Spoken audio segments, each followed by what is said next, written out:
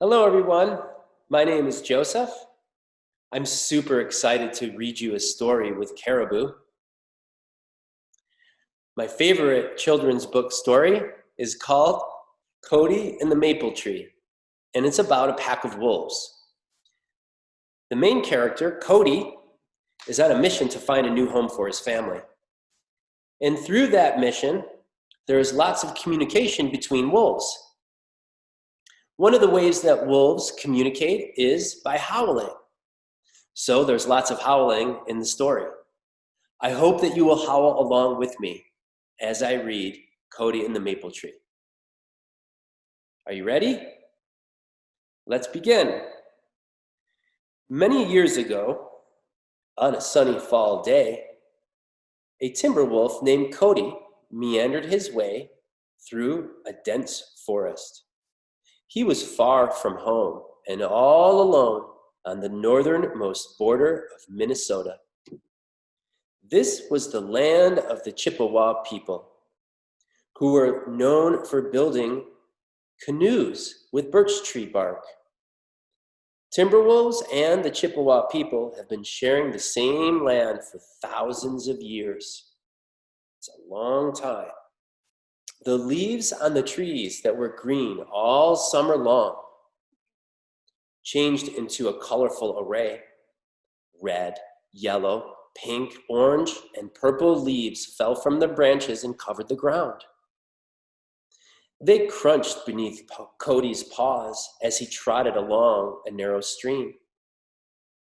Codi looked up and down a nearby hill and sniffed the air for clues. He was on a very important mission to find a new home for his family. You see, a late summer storm blew a tree down and it landed on his pack's den. There was a big hole in the roof and the branches poked through and not enough room to move. His pack needed a new home before the winter brought on the cold. While Codi scouted for a new place to live, Mama Wolf named Forsox and Grandpa Graybeard kept a close eye on the three cubs. Forsox had a long brown coat and was very protective. Grandpa Graybeard was old but very wise. He had been born into a large pack of 10 wolves and often shared stories with the cubs who would listen for hours. Well, every day became colder than the last, and their coats grew thicker and thicker as winter approached fast. Codi searched for weeks looking for the perfect place to dig a new den. Mile after mile, Codi grew more tired and hungry. He missed his pack, but he had to push on. He followed a stream and stopped at a fallen log and took a drink of the cool water. Just as he lifted his head, he saw the sun shining on a spot halfway up the hill. He leapt over the stream and dashed up the hill to scout it out. Codi sniffed the ground, looked up and down, and listened closely to the sounds all around. He sat for a moment and sighed, knowing he had found the perfect place to dig a new den. The stream provided clean drinking water for the pack, and the hillside offered protection from intruders and storms. Suddenly, Codi threw his head back, and he let out a howl. "Ow!"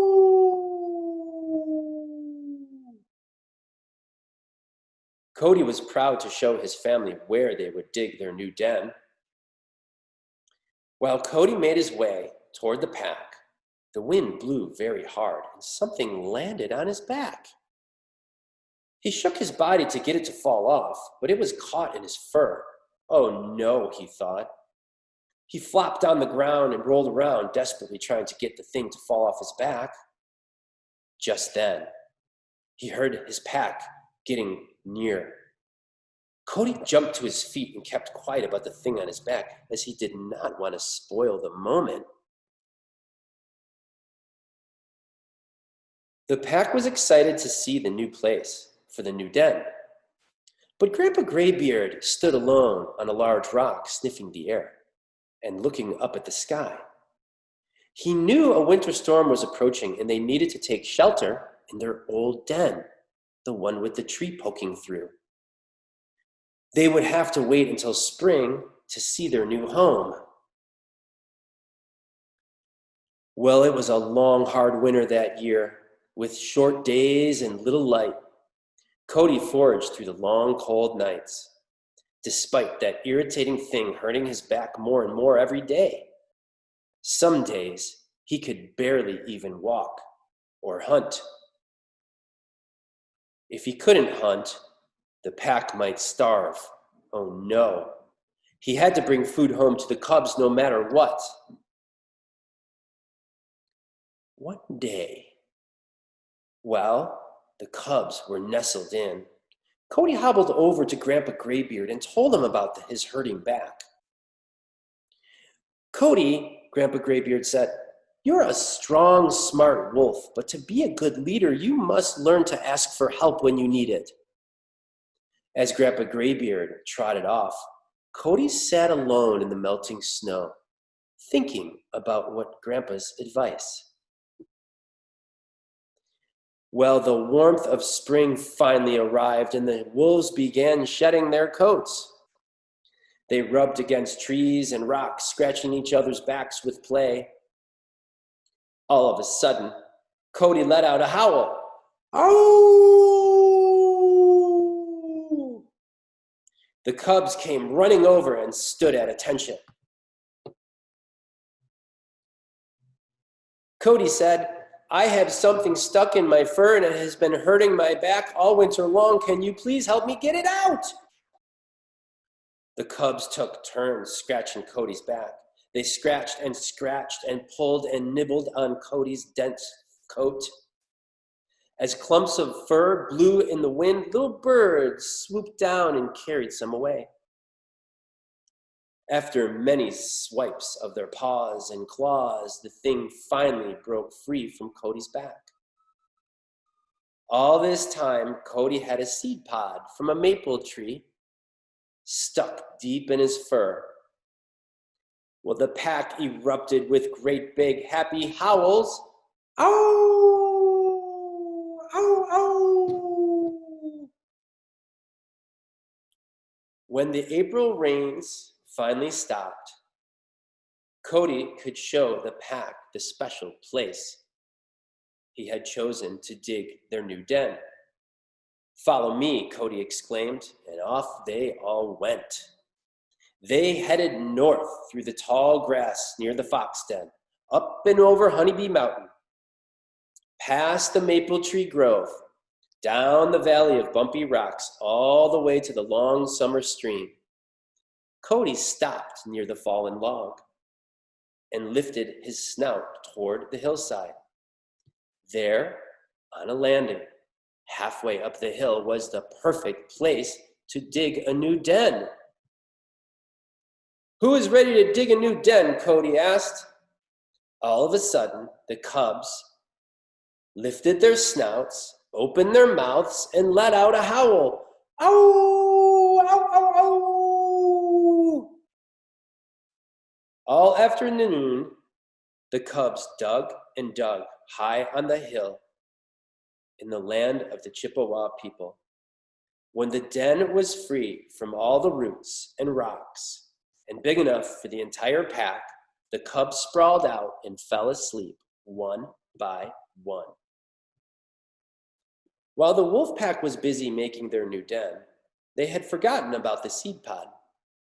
Mother Nature had not forgotten. Her rain had washed it away until it became lodged under a little rock. That summer, the seed pod from Cody's fur grew roots that entered the ground, and a new maple tree was born. Many years have gone by now.